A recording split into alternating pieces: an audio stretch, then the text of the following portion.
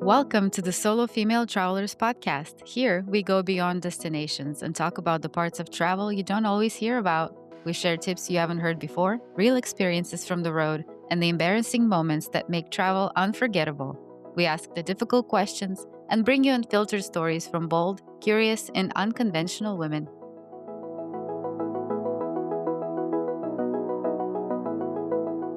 Hello and welcome. I'm Mar Pages, one of the hosts of the Solo Female Travelers podcast. And our guests today are Ellie Hamby and Dr. Sandra Hazelip, better known as Ellie and Sandy. And maybe you can both raise your hand. Ellie? I'm Ellie. And then Sandy. Sandy.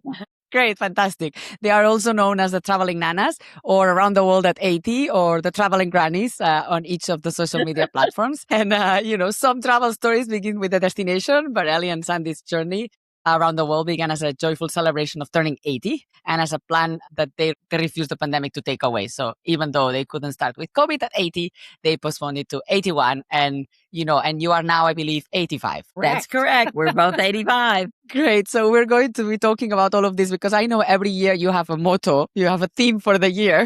So I'm going to be asking you all of that. I love it. You've traveled to all 7 continents, 18 countries, and in 80 days, that was your around the world at 81. And you planned everything yourselves, mostly on a budget, and unexpectedly became a viral sensation. Or I don't know, maybe you expected to become a viral sensation. No, we did not. I had no idea. We just did it for adventure. We didn't were just doing it for the fun and the travel ourselves. Yes. And this is always the best reason to start an adventure. And yours has been going on for 2 decades, right? Because you've been traveling together for quite a while before this bigger trip, right? You met on a medical mission in Zambia that one of you, I believe, Ellie, started. Ellie's the director. But that's basically where we met, was in Zambia on a medical mission because she was one of our doctors and I was one of the directors. Fantastic. And now you also have a book that's called Here We Go. Absolutely. Right here. It is great. Oh, that's so great. We can see it here. I love it. Yes, it was totally unexpected. We had no plans to do that. It's just because of all the social media and because of our age. And news media and our age and being independent travelers and things. Finger Random House contacted us about this has to be a book. Yes, and you were just in Europe on your book tour, right? Yes, we were. Yeah, for 2 different countries where we were having the book was being released while we were there. So that was in that different was really languages fun. as well. Yes, in German and Romania, in Europe were the 2 that were being released while we were there. So that was nice. Oh, that's so great. That's so great. Congratulations. Thank you. So we're going to be talking about your travels, as you said, independent travels, and you're traveling on a budget, and all the stories that didn't make the headlines when you were planning your trips. So welcome to the Solo Female Travelers podcast. Again, congratulations for your book. And before we get into the adventures, I would love for you both to introduce yourself and tell us a little bit more about how you met on this Zambia mission. I'm Ellie Hamby, and I direct and still direct at 85, the Zambia medical mission that's been going on for 30 years. And I'm also a photographer there. I do several exhibitions about my photography. And Sandy? And I'm Sandy Hazelip. I was a physician. I actually retired at the end of last August at the age of 84 at that time. And I went on the medical mission trip to Zambia every other year for basically 20 years and took a grandchild and had a wonderful time. And what motivated you to start this mission? Well, actually, my husband and I moved there in 1980. And we're there for about 6 years. There's a mission there, and it wasn't a hospital. It was just schools, and then it became really this need for medical care. And we started the medical mission, just a small group. I think we had 11 people and saw 500 patients, and now we have a team of about 200, mostly Zambian volunteers.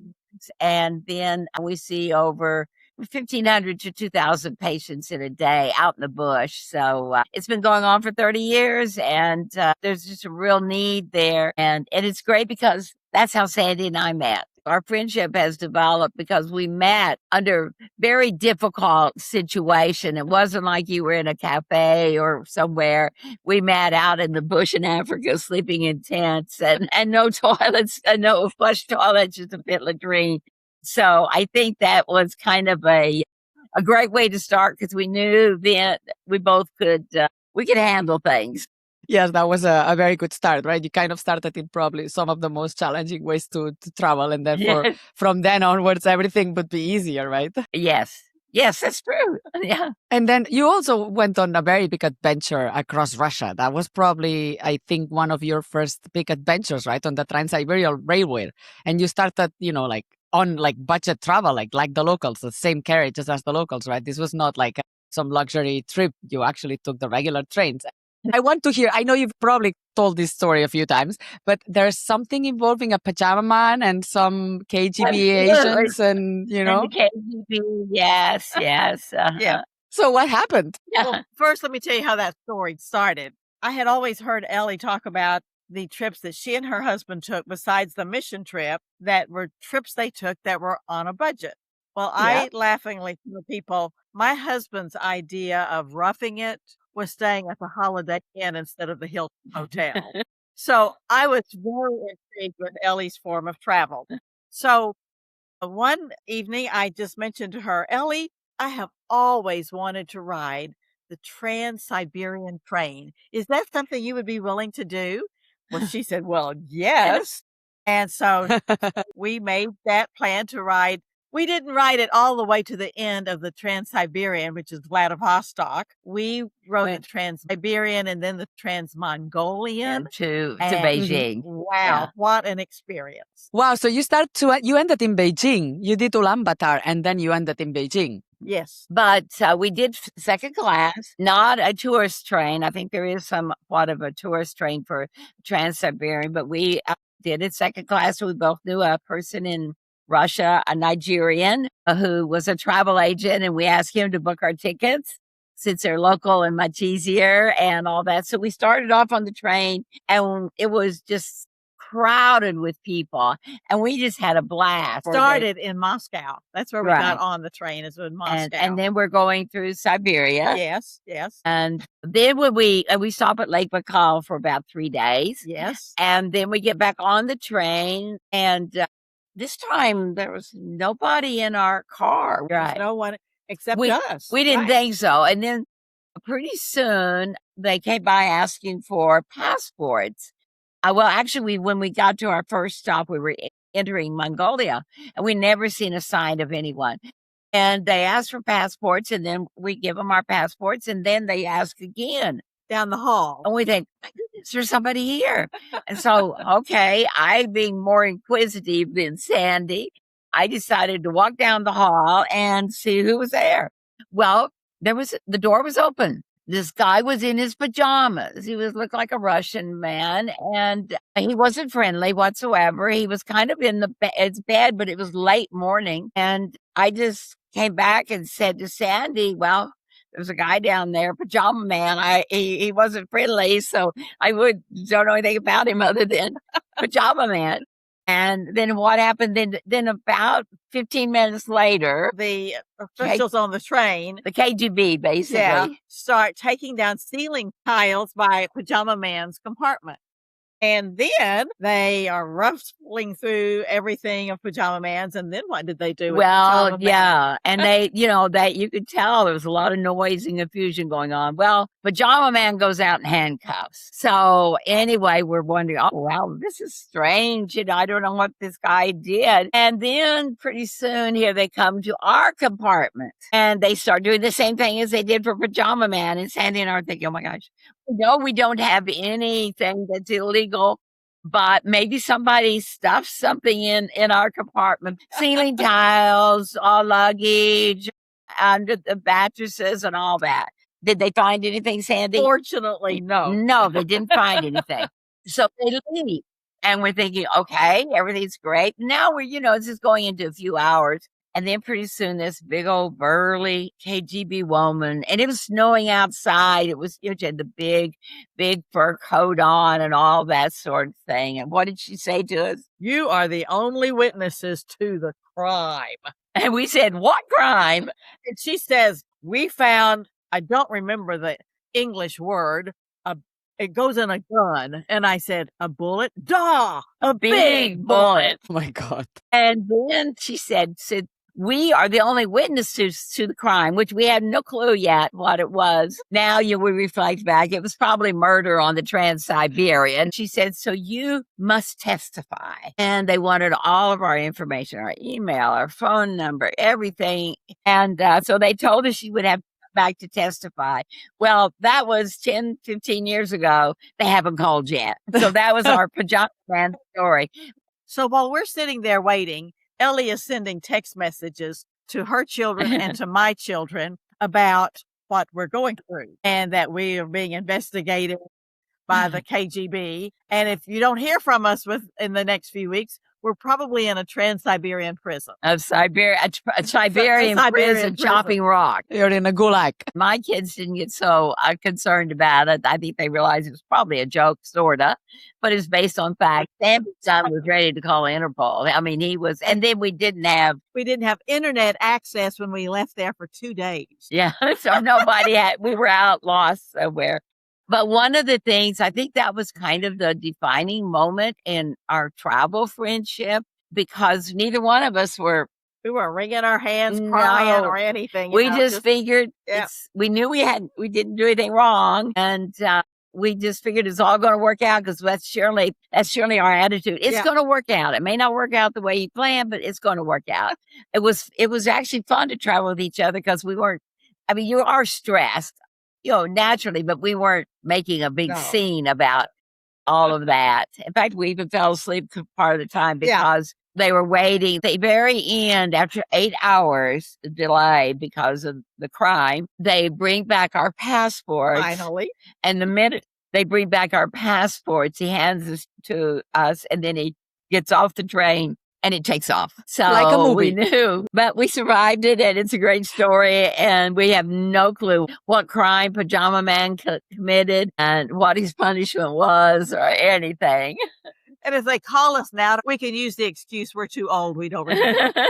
And somewhere in Siberia, there is a judge trying to look for some witnesses to some crime that happened 15 years ago and not knowing how to find you. Yeah, there you go. So this is definitely a defining moment, like you say. But was that the reason why, I believe, Sandy, you were the one who asked Ellie, wouldn't it be fun to go around the world in 80 days at age 80? Yes, she was. Yes, I did. I just thought that would be such a fun thing to do. Go around the world in 80 days at age 80. And so Ellie jumped on the bandwagon, and of course she's the Miss Organizer of everything. And so she had every hotel reservation made, every airline reservation made, and COVID shut it down that year. But COVID didn't shut us down. No, it didn't. And so we made the trip the following year, and our theme was around the world in 80 days at 81 and still on the run. Love this. So the organizer, who is the organizer of the two of you? Well, we're kind of a team, okay? We both have our strengths and weaknesses. I love booking the hotels, the airline tickets, the excursions, and then Sandy loves. I organize the itinerary. Yeah. And there is a page that says the day, the name of the hotel the city and country where we're staying, the name of the hotel, how many days we're going to stay there, what we're going to do that day. So when you wake up in the morning and look at the calendar, you know the day. So that has really been fun, because if we don't have something planned, it's noted on there, hey, you need, or a few days before we kind of write, hey, you need to get a place booked to do such and such and whatever. So yeah, that's we're just kind of like jigsaw puzzle pieces, and our method just works well together. But we do our journey on my kitchen table, because Sandy, how we met in Zambia, but we became really good friends after my husband died, because Sandy's had died about 5 years previous to that, and my husband died. And Sandy calls me about a month or so afterwards. We'd talked before then, and said something, Ellie, have I got a deal for you? That was on the phone. I lost my husband unexpectedly. He died in an accident. And of course, I said, what? And she said, well, the local hospital here, because we don't live in the same city, We live about 60 miles apart. But the local hospital in Abilene, where I live, has opened up a new geriatric clinic, and they want me to be the medical director. And she says, I'm accepting the job, but I don't want to move to Abilene. I love my home in Eastland, but I need a bed 2 nights a week. And if you give me a bed, I'll take you out to eat. That was it. Then so I said yes, which we always have this motto. We say yes. Just say yes. Say yes to anything. So it was then late nights. We both drink lots of coffee. We're both workaholics. And it was during all that time that we realized, while we're two very different personalities, we actually have very similar outlooks on life. We're super positive. We got this. We just really think we got this. And we love people. And we believe in goodness of people. Yes. And I think that you've said like now a lot of things that are like your philosophy when you travel, right? The fact that you always say yes, that you have a very positive outlook on life, and that you believe that people are genuinely kind. I think these are great principles to travel. I very much share your philosophy because things do always work out at some point, and stressing over it is not going to change the situation. It's better to like look at it and always think positive, because, you know, the negative is already out there somewhere, right? You have to be positive. But have you had moments that, or I'm sure you have many moments of like people helping you out and like a smile taking you somewhere that you didn't think? What are some of these moments that you remember the most? Tell me about Ziggy. This was one on our round the world trip. This was really a very interesting moment. Yes, we were on our around the world trip, and we were in Japan at the huge train station, Shinjuku. and we wanted to go Yeah. to Mount Fuji, but everything was written in Japanese. There was nothing in English. Well, we're wearing our T-shirts, and this young man comes up to us and says, "I know you." Yeah, we looked and said, "What?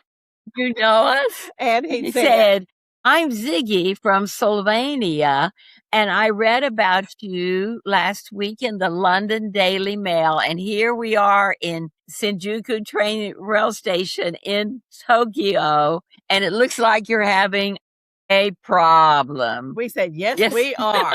And we said, "We're trying to get a ticket to Mount Fuji." And Ziggy said, He said, you know, what I had to do today was not that important, so I'm going to stop and help you ladies get your tickets to Mount Fuji. and Ziggy did. We got to Mount Fuji, and he was like he was probably in his early 30s or late 20s, Yeah. just a young man, which we find seemed to be more interested in reading and seeing things we do than older people do. So that was just a great encounter. Yeah, you need to make a local friend who's going to help you. When you came to Europe on your book trip recently, you met Ziggy, or you were looking for Ziggy? Did you meet him again? We went to Slovenia, to his hometown. He thought he was going to be able to be there, but he was out of the country on a business trip. But we got to meet his mother and his sister and had a Okay. wonderful time with them. It was just great. Yeah, we first had been interviewed by a Slovenian radio station while we were doing our travels. They knew nothing of Ziga. We found out that's actually his pronunciation of his name. But then they covered us twice. And then she was saying, you know, when are you going to come to Slovenia? So when we decided that we were going to go to Slovenia, hopefully just be able to see Ziga. And so they ran a thing on social media in Slovenia. And within one day, a person contacted them and says, "I know his mother, and here's her phone number." So she called the mother. She said, "Yes, I'm Ziggy's mother." "Yes, I know. He told me about the 2 ladies my that he God. helped, but he's out of the country right now." So anyway, it was really cute. We made a big hit in Slovenia on all their news media looking for Ziggas. Yeah, it was a great We had story. a great time. Wow, I didn't realize that you actually didn't know how to find him, that you ran a social media, post, or somebody helped you find him on social media. I thought you knew where he was. No, we had no clue. And we just knew Zigga, and we had a photo of him, and that was all we knew. And of course, when we said, "How did you get this out?" Well, of course, they were the #1 radio station, have a social media, and they just put it out. And they said, "And Slovenia's a small country." So no, one day Zigga Wow. was found, and they talked to him. And at that time, he thought he was going to be able to be there, but it didn't work out. So, but we still Had a great time meeting his mother. We and it's made just- it was just really, really fun. And we could see why Ziga was so nice to us because they were truly very, very nice and friendly to us. I love this story. I love the happy ending. I love the family. And I can see talking to you and from other episodes and podcasts from you that I've watched that you always finish each other's sentences. How, and like so many, you're like the best marriage that there is, right? You finish each other's sentences. You're great travel partners. Most of our audience is women who travel solo, but many of them travel solo because they haven't found the right travel partner to go with and they just don't want to wait on others. Many of them love to travel on their own. What do you think makes you great travel partners? And what do you think makes a great travel partner? Well, one of the things for me that makes a great travel partner, as you heard earlier, Ellie is one of the directors forever for the Zambia Medical Mission, and she organizes everything to the hilt. It is wonderful. I mean, I'm a physician, and to get out in the bush and have everything, all the medications and all the supplies so well organized, I was just in awe. Why wouldn't I want to make a best friend and a travel friend with someone who can organize everything? But I think one of the things too is that's really big. We have to give each other space. Just because I want to do something doesn't mean Sandy has to do it. And so because I'm a little bit more adventuresome and I know Sandy's not going to go zip lining in New Zealand and she's fine with that. She would drink her cup of coffee back wherever.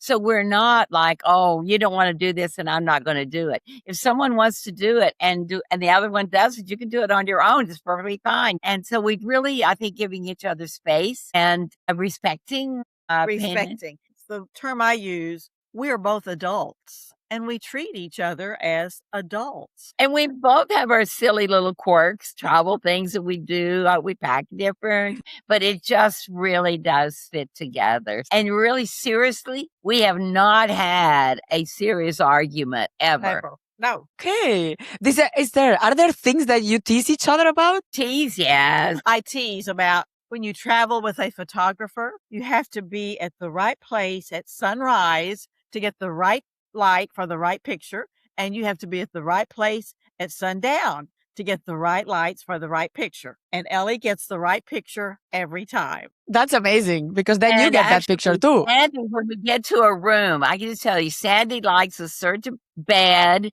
And she likes things, she likes a closet, or she's a more organized luggage packer than I am. And so that's fine with me. I can stick my luggage on the ground. I like it that way. We're not like arguing over who gets this space and who doesn't. So you have to kind of adjust to what works for you. But it's worked for us. Worked for us. Works like in a marriage, right? Same thing as in a marriage. Like you don't have to do the same things as your husband or your wife does, right? And I also heard that between the two of you, you have 4 artificial knees. But I see in all of your adventures on social media, like mountains, hiking, volcanoes, long train journeys, very full travel days. I mean, how do you manage all these active trips comfortably and safely? Because we had our knees replaced. We were both kind of crippled until we first had the first knee done. And we are both very determined. You give us a project. And so like when, unbeknownst to each of us, when we first had I didn't know Sandy when I had my first knee replaced. And really both of us were just keen on physical therapy, just doing everything we could to make sure that we had a successful outcome.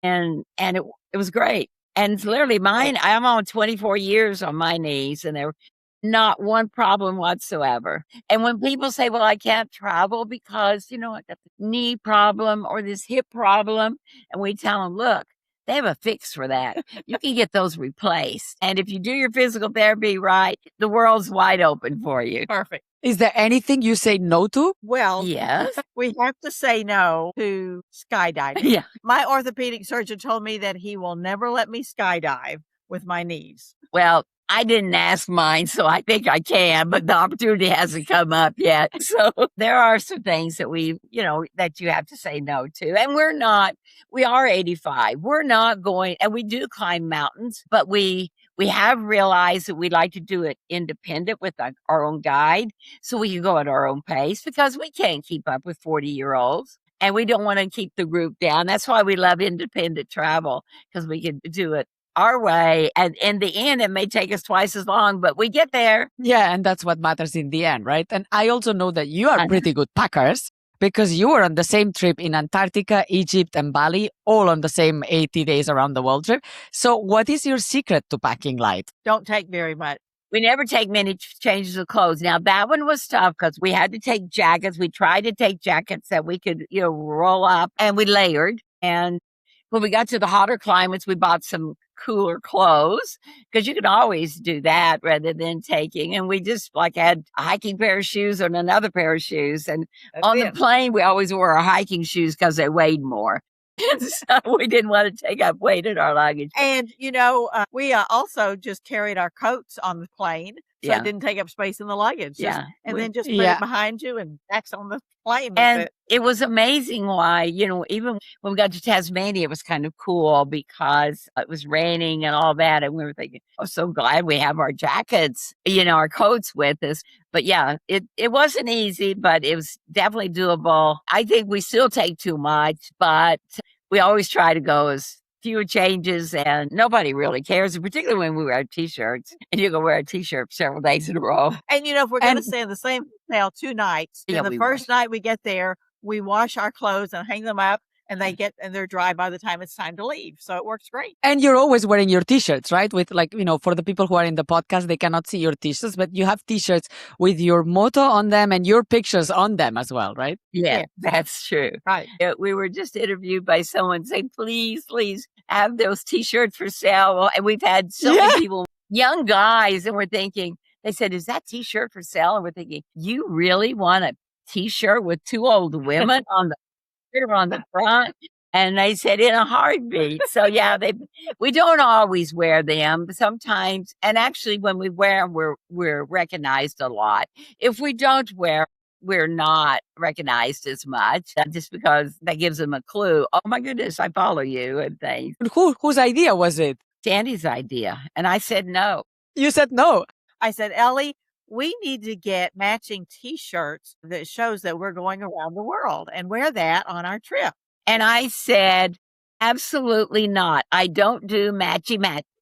Then, I don't know, Sandy was just adamant about it. We kind of know whenever you really strongly believe in something and that's the right thing. She said, Ellie, we really must do that. And so I thought, okay, I'll agree to it reluctantly, but I'll agree to it. And it was one of the best things we ever did. So, but we didn't agree at the beginning.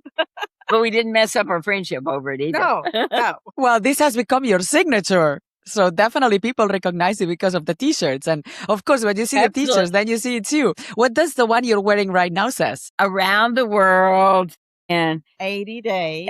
And on the back, so what does it say, Sandy? At age 81 and still on the run. And each trip we have a new T-shirt.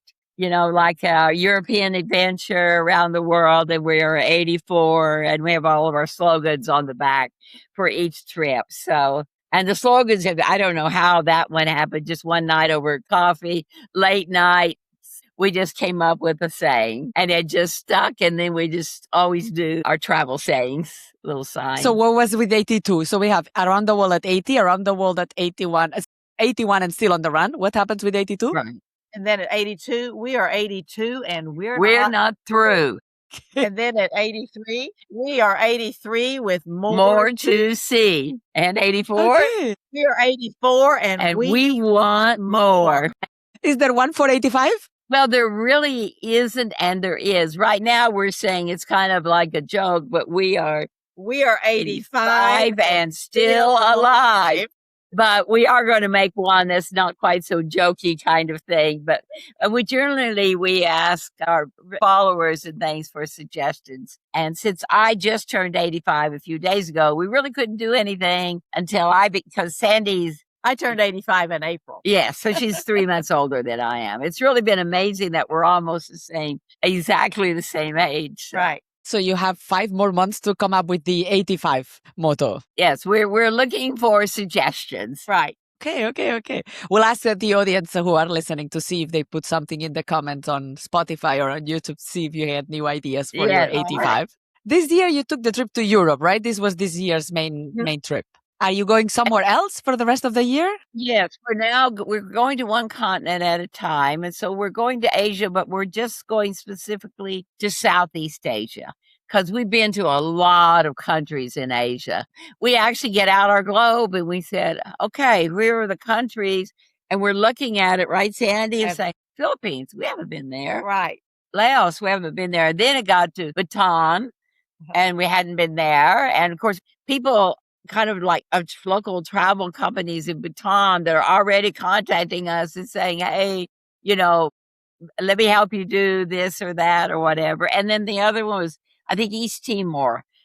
Some of these countries, are very obscure, but they're great we want them on our bucket list because it's just great to experience countries, particularly where a lot of tourists don't go. And Yes, we make these absolutely. trips. We make these trips in like February, March, April, somewhere in there. Okay. So we'll be doing that After the first of the after year. the first of the year. Okay. So Southeast Asia would be the next year's big trip. Yes. Perfect. So you say yes to pretty much everything except for you said no to the t-shirts, which ended up being a great choice. And you definitely need to have merchandising and sell the t-shirts because I'm sure lots of people are going to want to buy them. But so is there anything you said yes to and then immediately regretted it? Or what are some of the questionable things that you have said yes to and then thought like, oh my God, what did we get ourselves into? Yes, there's been a couple of things. One of them was in Syria, and we were going to the desert in Palmyra, the Syrian desert, and we were taking public buses, no less, in Syria, which were great, very reasonable and fun, and very nice too, weren't they, Sandy? Yes, they were. And so we're leaving Damascus to go to Palmyra, and our bus stops out in the middle of nowhere. And there's a sign that says Baghdad straight ahead. And this was back in 2011. And literally, I thought, oh my goodness, we have made a bad decision. We're headed to Baghdad. But look, we can't get off this bus. We're out in the middle of Syria in a desert. There's no place to go or whatever. And really, that was a moment. I think I'm not as fearful. Sandy's a more fearful person generally of like trying adventures. But I mean, that one just really, but we had no option. So we couldn't stop it when we realized, oh my goodness, what did we get ourselves into? But there's no getting out of it. And of course, it was a phenomenal experience. But we did have that moment of, my goodness, what did we get ourselves into? But you ended in Baghdad? No, you did not. No. Baghdad, if we had continued on the road, we'd have gone to Baghdad. But our bus had a different route. And so we stopped in Palmyra and we slept out in a Bedouin tent because we'd read about it in a book or an article, I think it was. If you want to sleep in a Bedouin tent in Syria, non-touristy, contact Muhammad. And we did. We emailed Muhammad and he became our no problem Muhammad.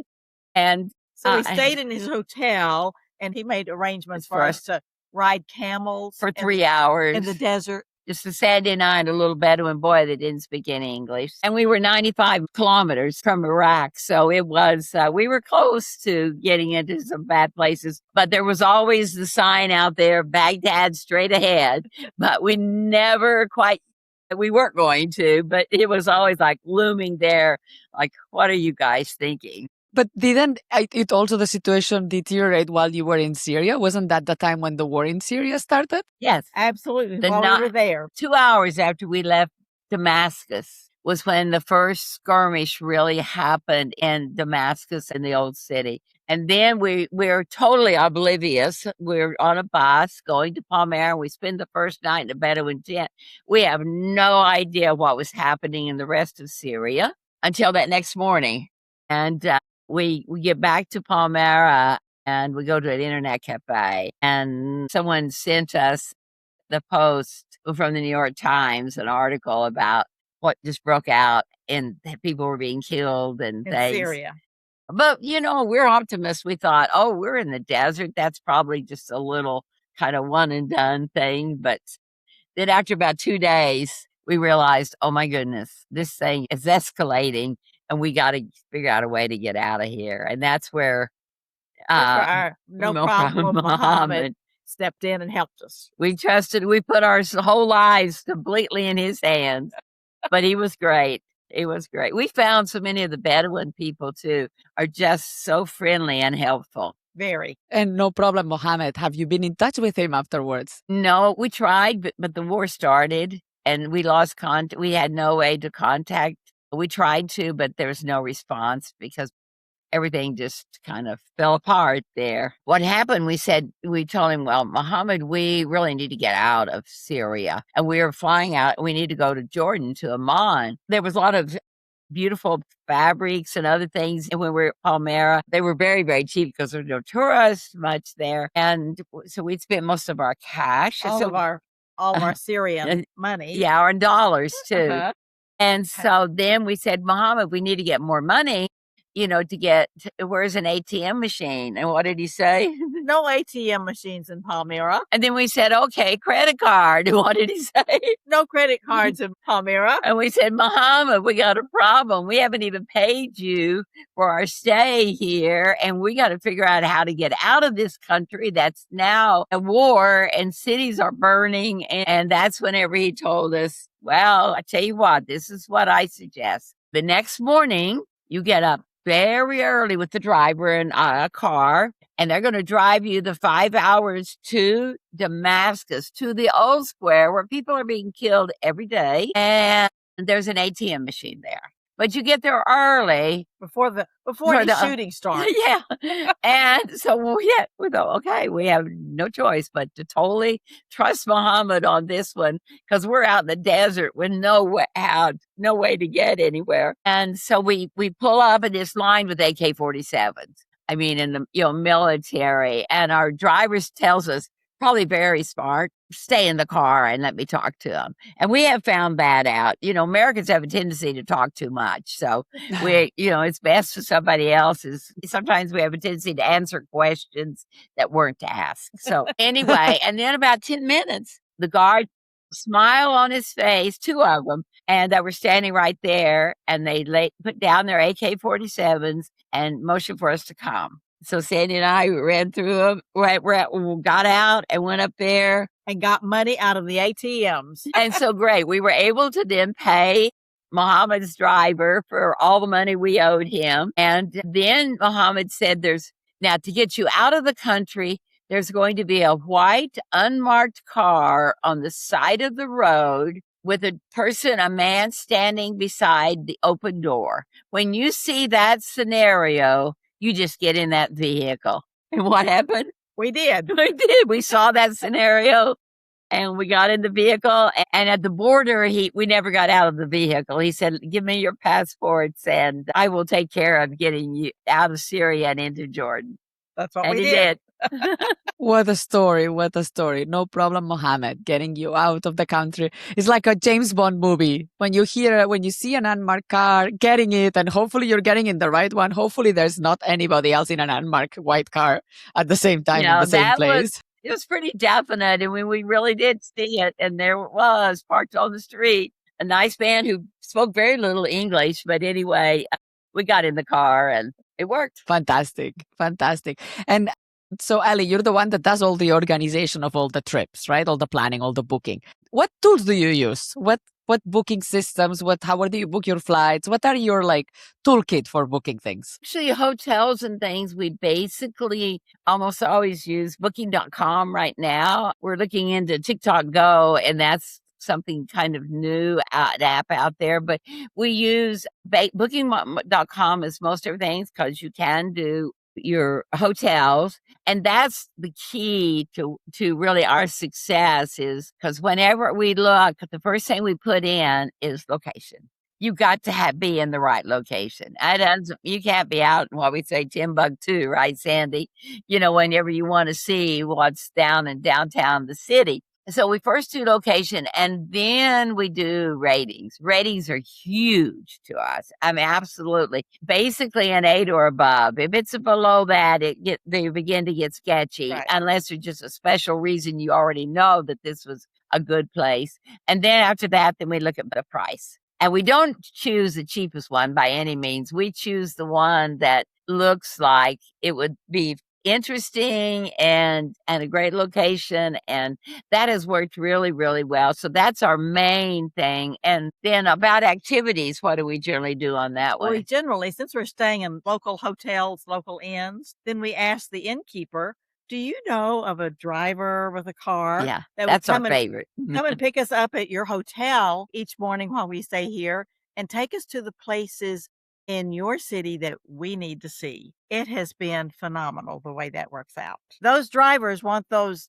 hotels to recommend more people, so those drivers treat us with the utmost respect and take us to the best places. And on flights, we try to use travel miles as much as we possibly can, because that's a huge So are you playing the credit savings card game though? How do you get the miles? by travel. And we do a lot of speaking anymore, and we're being flown to different cities and places, which we get a lot of travel miles. But the credit card is the main thing. We actually, this year on the booking.com app, you can do your booking on flights, and that worked really well for us. We got some really, really good prices. They're a little different, generally you have to pay for luggage and all that kind of thing, but that's what we've used. Or just a lot of times we just go to the airline itself and book through them, because they have a more relaxed and not as tight of cancellation policy and all that as some of them. And we do our own booking. And I also heard that you have a budget, right?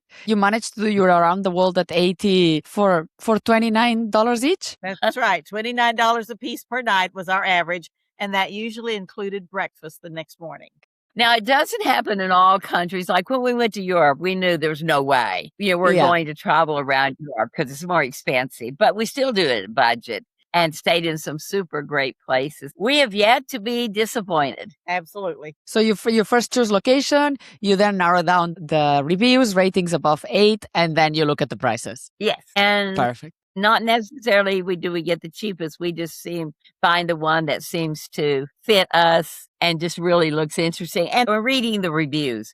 Reading the reviews is huge. Yeah, you can find out lots of things that people say. And then I also know that you have become quite TV personalities and social media, famous people. And I've read on previous interviews that you have somebody who helped you with your TikToks when you were doing your long trip. That somebody, you were sending her the content and she was creating the TikTok and Instagram post for you. How do you manage this right now? Do you do it yourself? It takes a lot of time to create all this content and to post it. And you have so much activity on your Instagram and your TikTok.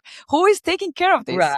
Well, we do mostly the Instagram, but we had a friend who was helping us. We basically would send photos of the day. That evening, we would always send photos and write something. And about 3 weeks before our around the world trip, we weren't actually doing that many videos, just a few. And it was her daughter said, "You're doing these videos for them. You should put it on TikTok." And so we said, okay. And I think it was about our 6th or 7th video that we posted had 6.4 million views. And Wow. that kind of changed. But when we travel, we do a lot of our own posting. But the videos, that takes more time, go in and cut and do all of that than it does to have the photos. So we generally send more videos and we do more of the photo posting. So now we just have a young girl from the local university here is doing an internship with us. We don't have any full-time,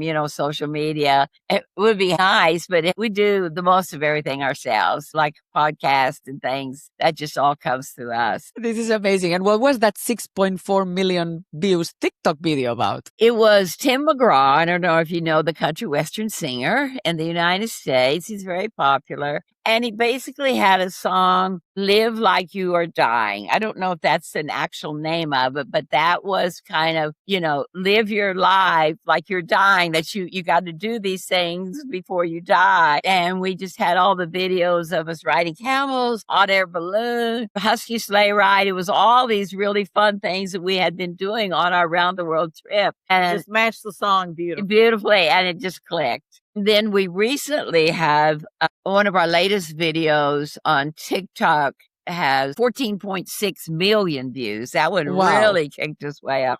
And it was all about friendship. And that's my why. It was kind of a trending theme on TikTok. And And it was just about the two of us doing traveling to all these countries as best friends. And we just had one short video that I had filmed because we do all our own videos. So we don't have anybody traveling with us. People still accuse us of having someone traveling with us. You guys aren't doing that. And I said, yes, we are. We have a tripod for my iPhone. It's extendable. And then we have our little remote. And so we set that up on our latest big video. We're in Skopje, Macedonia, and there's a beautiful kind of boat, kind of bridge. And I was looking at Sandy, we got to do a video here walking down this bridge because the background was gorgeous, beautiful buildings. And so people are probably looking at us like, these two old women, what are they doing? Videoing themselves. But anyway, I set it up probably about 10 meters in front of us or so. And then we just start walking and just kind of B-roll. And so that was the one that was used on that. But we have found the thing that resonates with our viewers is friendship. Right. Because that video has me talking and Sandy's my best friend. And people were saying, I want a friend like Sandy. And they were tagging their besties and things like that. And just the fact that we're independent, basically two travelers, not solo, but we're just two doing our own thing, really resonates with people. Yeah, finding your best travel buddy that you want to share everything with. It's almost like, there's all these memes and all these reels on social media of like, you don't need a husband, what you need is like a best friend, and so your friendship definitely looks like something beautiful. I'm lucky that I have a business partner who is also my best friend and we get along very well, and that's just priceless, right? We realized that what our travels has done was make us really appreciate our friendship because we took it basically for granted. We didn't even think about it. But then when people started noticing, the friendship angle and things, that was like, wow, we really do have something that not everyone has. And you don't have to work at it. You just have to be relaxed and kind of go with the flow of each other. And be mindful, be respectful. Yeah. Give yourself space, know that you don't have to do everything, understand each other's quirks, laugh at them. And that you do something just because you want to do it. Or else if you really want to do it, then it's your job to convince the other one.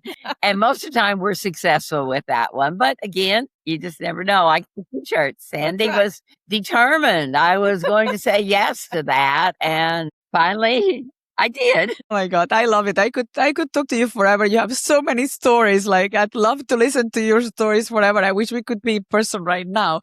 But I would love to wrap up this conversation with you talking directly to the camera, each of you separately if you want, to the woman listening to this podcast who maybe thinks that she's too old for whatever she wants to do or too afraid to start or thinks that it's too late to begin something new, whatever that new thing may be. And what would you like her to know? You start. Well, actually, we just want people to realize that no matter your age, adventure has no age limit. Just because we're 85 doesn't mean that we don't want to do things. We want to see things. We want to meet people. And the only way you're going to do that is to do what, Sandy? Get up out of your easy chair, step out of your comfort zone, make a list of things to do, and live. I love that. I really love that. We also tell people you don't have to go around the world in 80 days or whatever. You don't have to take a trip. You just need to take the first step to getting out and doing something, even local in your city. Just get out of your house and meet people and see the sights around you. And, one step's going to lead to a bigger step, and you never know what your future is holding for you, and the people that are going to cross your path, and the beautiful things you're going to see. I love that. And you have your books nearby. Can you tell people where they can find your book? And for those who are watching on YouTube, they can see that there's a picture of you on a swing in Bali, right? That was a defining moment in our friendship. And the picture on the swing is also a just say yes moment. We weren't going to this swing.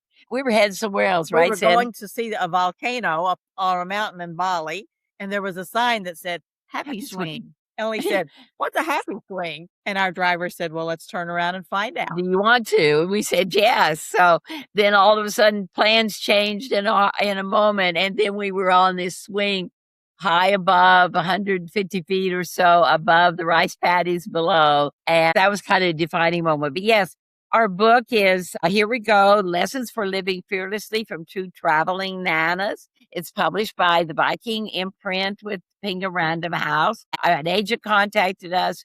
Pinga Random House contacted us and said, the world needs this voice. So really, it's not a travel book, but it's a really living life to the fullest, and traveling is the way that we have done most of it. I mean, that's been our greatest joy in our humanitarian service. So it really is. It's a fun book. All our stories are in there. Many that we just talked about a few today. The easiest one is Amazon, and it's on there. And the audio book, we did the recording ourselves. Okay. That was quite a thing. When they asked us, we really think the book should be recorded in your own voice. We were 83, we were recording this book, but we did. We did. And then it's on Kindle, and then it's also, there's a large print. And of course, it's Pinga Random House. All the major bookstores have it or will order it. So it's easily available. Also, in answer to your question about encouraging older people, Robert Browning made a beautiful statement when he wrote, "Grow old along with me. The best is yet to be, the last of life for which the first was made." Beautiful. Definitely beautiful. I love this way for ending our conversation today. I cannot thank you enough for taking the time to talk to me today. It was really lovely to hear your stories in person one more time and, see your friendship. So beautiful. Yeah, it was delightful for us. She was great to talk to you. You were so much fun. Fantastic. Thank you. People can follow you on Adventures Around the World at 80 and your book, Here We Go. And then we will link to all of this in the show notes so people can find you and follow you. Thank you so much. Thank you for listening to the Solo Female Travelers podcast. And you can follow the show and comment and see if you had already met Ellie and Sandy before. If you were following them, what was your favorite story? And if you have any suggestions for the motto for 85N, and maybe they can get some inspiration for you. Thank you so much. I hope you have a great rest of your day. Thank you. And it's time for this week's embarrassing travel story. We'll call this one The Stowaway. This one is from Anonymous, and here is her story. I was packing for a trip, last minute as usual, and I had done one final load of laundry the night before. I knew I was bringing all the items I washed, so I just dumped everything directly from the dryer into my suitcase. I finished packing, got my coffee, and took the shuttle to the airport. I went through security, got some breakfast, walked to my gate to read. It got a bit chilly, so I busted out my sweater from my carry-on bag. It was finally time to board, so I ran to the bathroom and got in line to board. I got on the plane with no issues. I found my seat, put my carry-on away, and just as I was about to sit down in my seat, the flight attendant tapped me on the shoulder and said, "I'm sorry, but I think you have some underwear on your back." I said, "Surely not." So she kind of hesitated and then pointed to my back again, I assume because she didn't want to touch it with her bare hands. Turns out I did have a pair of underwear stuck to the back of my sweater. I assumed that it probably got stuck there from the dryer, and I didn't notice when I packed my carry-on and put on my sweater when I got cold. At least I only walked to the bathroom and stood in the boarding line before someone finally told me. I grabbed the underwear and shoved them into the nearest pocket, thanked the flight attendant, and then spent most of the rest of the flight wondering how many people had noticed but decided not to tell me. Thank you so much for sharing your story with us, Miss Anonymous. If you have an embarrassing travel story of your own, we'd love to hear it. You can submit yours on our website at www.solofemaletravelers.club.